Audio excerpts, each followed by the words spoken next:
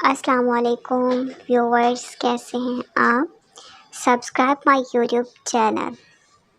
Story دوستی ہو گئی، شکر ہے مالک کا، ہم روز آپ کے واسطے دعا کرتے ہیں۔ یہ روز اس لیے لکھا ہے کیونکہ وہ ایک کوڑے والے کی زبان ہے، مطلب ٹھیک ہے۔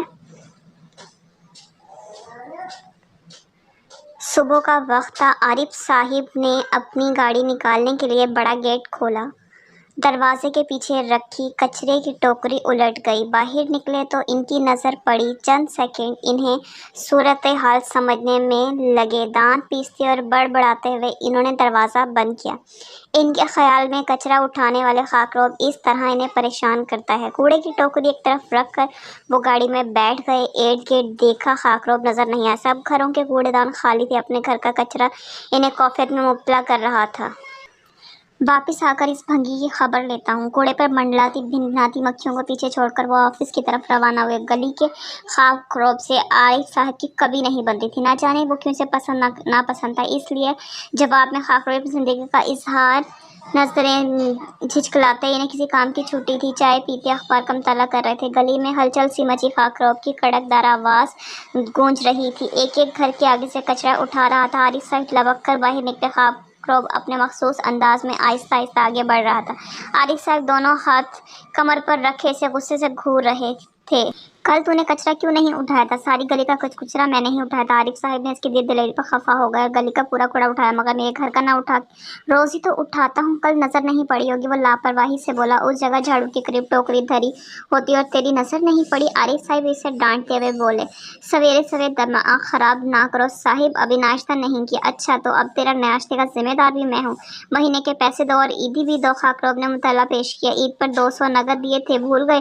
یہ کوئی احسان نہیں صاحب، ماہ رمضان میں بھی کچھ نہیں دیا، مہینے کی رقم میں بھی دیر کر دیتے ہو۔ اس کچرے سے تو اچھا خاصا کما لیتے ہو، لیکن تیری حرص ختم نہیں ہوتی۔ بس صاحب فالتو، میرے پاس کام بہت ہیں، کہتے خاکروب اپنے گدھے کو ہنکایا اور آگے بڑھنے لگا۔ بڑے گلفام بنا پھرتا ہے صاحب بڑبڑاتے ہوئے اپنے گھر کے اندر گھس گئے۔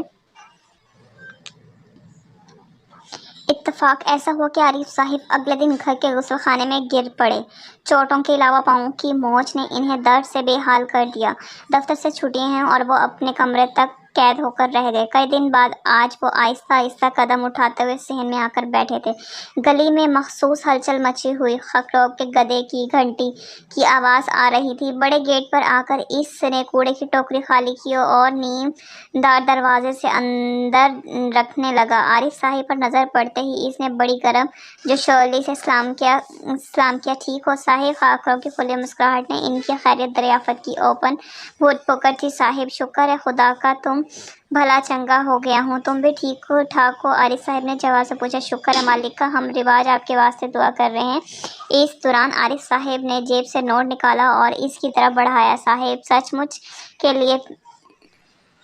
میں فکر کرتے تھے، انہوں نے 500 کا نوٹ دیکھا بھی نہ تھا۔ لے لو صاحب، اپنی خوشی سے دے رہا ہوں۔ بیگم عارف برآمد سے بولی، پھر اپنے شوہر سے کہا، بلا ناغہ آپ کی خیریت پوچھا کرتے تھے۔ آج عارف صاحب کو خاکروب کے چہرے کی معصومیت اور بے ریا محبت نظر آ رہی تھی۔ نہ جانے یہ احساس پہلے کیوں نہ ہوا؟ وہ سوچ میں گم تھے۔ خاکروب نوٹ لے کر دعائیں دیتا ہوا آگے بڑھا۔